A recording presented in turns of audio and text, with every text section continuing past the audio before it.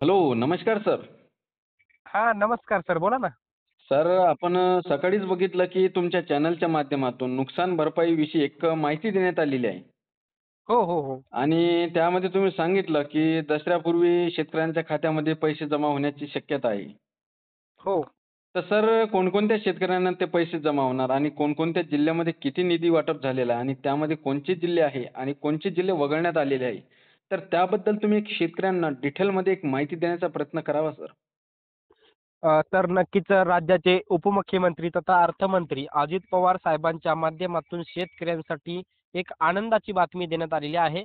हो. अजित पवार साहेबांनी सांगितलेलं आहे, की दसऱ्यापूर्वी शेतकऱ्यांच्या बँक खात्यामध्ये अतिवृष्टी नुकसान भरपाईचे पैसे जमा होणार आहेत.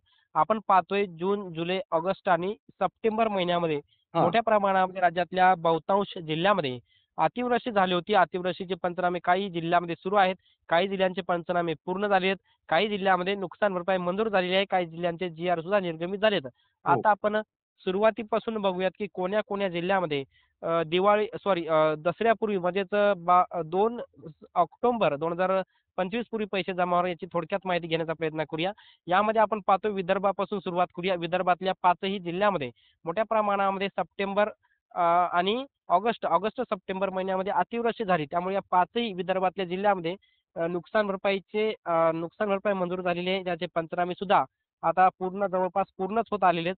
ज्याच्यामध्ये वाशिम असेल, अकोला असेल, याचबरोबर आपण पाहतोय बुलढाणा असेल, याचबरोबर यवतमाळ असेल, अमरावती असेल, या 5ही जिल्ह्यामध्ये मोठ्या प्रमाणामध्ये नुकसान झालेलं आहे. बुलढाणामध्ये सुद्धा 90,000 हेक्टर क्षेत्र बाधित झालेलं आहे. वाशिममध्ये सुद्धा 40,000 हेक्टरपेक्षा जास्त क्षेत्र बाधित झालेलं आहे. याचबरोबर अकोला, अमरावतीमध्ये सुद्धा मोठ्या प्रमाणामध्ये क्षेत्र बाधित झालेलं आहे. त्यामुळे या जिल्ह्यातील शेतकऱ्यांना दसऱ्यापूर्वी नुकसान भरपाई मिळणार अशी माहिती अजित पवारांनी दिलेली आहे. यानंतर आपण पाहतोय सर्वात जास्त नुकसानग्रस्त झालेला जिल्हा तो म्हणजे मराठवाड्यातला नांदेड जिल्हा. नांदेड जिल्ह्यामध्ये आतापर्यंत 7,50,000 हेक्टर क्षेत्र बाधित झालेलं आहे आणि जवळपास 9.5 लाख शेतकरी यांना पंचनाम्याच्या अंतर्गत नुकसान भरपाईसाठी पात्र केलेले आहे. हं, त्यामुळे नांदेड जिल्ह्यामध्ये सुद्धा अतिवृष्टी नुकसान भरपाई दसऱ्यापूर्वीच मिळणार. हं. याचबरोबर हिंगोलीमध्ये सुद्धा 40,000 हेक्टरपेक्षा जास्त शेतकऱ्यांचं नुकसान झालेलं आहे. हिंगोलीमध्ये सुद्धा दसऱ्यापूर्वी नुकसान भरपाई मिळणार. याचबरोबर आपण पाहतोय याच्यामध्ये छत्रपती संभाजीनगर, जालना, हिंगोली, परभणी, याचबरोबर बीड असेल, लातूर असेल, धाराशिव असेल, या सगळ्या मराठवाड्यातल्या 8ही जिल्ह्यामध्ये अ, ऑगस्ट आणि सप्टेंबर या कालखंडामध्ये हं.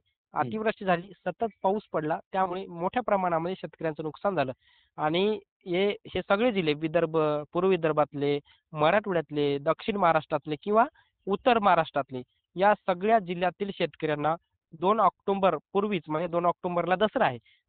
त्यामुळे 2 ऑक्टोबर 2025 पूर्वी नुकसान भरपाई तातडीनं देण्याचे आश्वासन अर्थमंत्री अजित पवार साहेबांनी दिलेलं आहे. काल परवा 17 सप्टेंबर 2025 रोजी सुद्धा मुख्यमंत्री देवेंद्र फडणवीस बोलताना म्हटले आहे, की शेतकऱ्यांना आम्ही तात्काळ मदत देऊ, अशी माहिती दिलेली आहे. आणि राज्याचे कृषी मंत्री दत्ता मामा भरणे यांनीही एक माहिती दिलेली आहे, की पंचनामे आता युद्धपातळीवर लवकरच पूर्ण होतील आणि पंचनामे पूर्ण झाल्यावर आम्ही शेतकऱ्यांना दसऱ्यापूर्वीच मदत देऊ, अशी माहिती सुद्धा कृषी मंत्र्यांनी दिलेली आहे. जे एन-डी-आर-एफ आणि एस-डी-आर-एफचे निकष असतात, त्याच्या दुपटीनं मदत करण्याचं आश्वासन सरकारने दिलेलं आहे.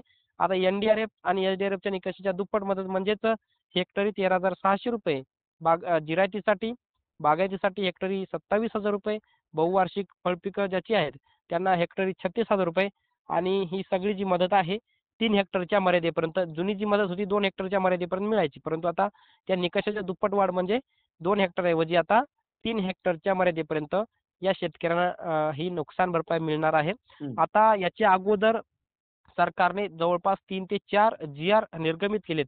याच्यामध्ये सततच्या पावसाचा अनुदानाचा जी-आर, गारपिटीचं अनुदान, हे सगळा जी-आर जो आहे 22 जुलै रोजी सरकारने निर्गमित केला होता. त्यानंतर आपण पाहतोय 6 ऑगस्ट 2025 रोजी सरकारने जी-आर काढला. 6 ऑगस्टच्या जी-आरनुसार सुद्धा बऱ्याच साऱ्या जिल्ह्यातील शेतकऱ्यांना नुकसान भरपाईसाठी पात्र केलं. तो जी-आर 6 ऑगस्टच्या जी-आरनुसार जवळपास आपण पाहतोय 339 कोटी काहीतरी निधी मंजूर केलाय.